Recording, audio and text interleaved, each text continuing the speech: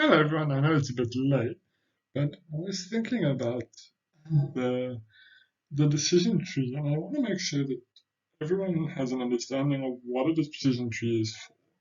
The decision tree is how you decide what are the viable options. And the one mistake I've made when teaching it is making you think there's only one real viable option. There's very multiple options. The decision tree shows you possible. And I was thinking about it, and eventually I came up with a relatively nice. So the original question is, should I go to the park?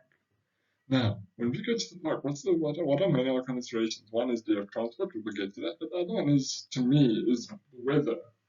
And the first thing is if is it overcast weather? And is overcast weather a data? And no, if it's not, you can continue and you have to ask yourself, do I have transport? And there's two options you could take. You can either take your own car if you have your own car, or you could have your parents to take you, or eventually you could say the answer is actually I have no transport. So as long as you are in these first two columns, you actually can go. If you've got a car, that's a possibility. Okay, if the car's not available, can your parents take you? Cool. Okay, if that's not a possibility, then you have no transport and you have to stop. Okay, so even if it's overcast, your only consideration that you have is transport wise. Okay. Whereas when it is raining weather, you're going to stop straight away and you're like, I don't want to get wet, and you stop there by that second.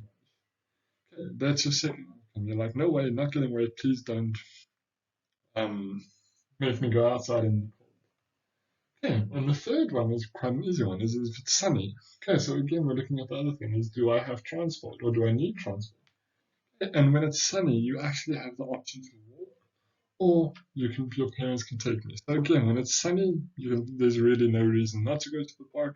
When it's overcast, you've got two options that might work out and one that won't.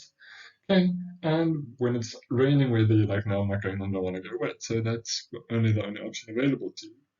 So a decision tree, as by its nature, is trying to show you what are all outcomes, and you can add more. I could have added a branch here that said, what activities can I do at the park? If it's about which park, in Marincha, I can run, I can swim. Okay, so that's one thing I could do if I go to Marincha. If I go to the botanical gardens, there's flowers and whatever.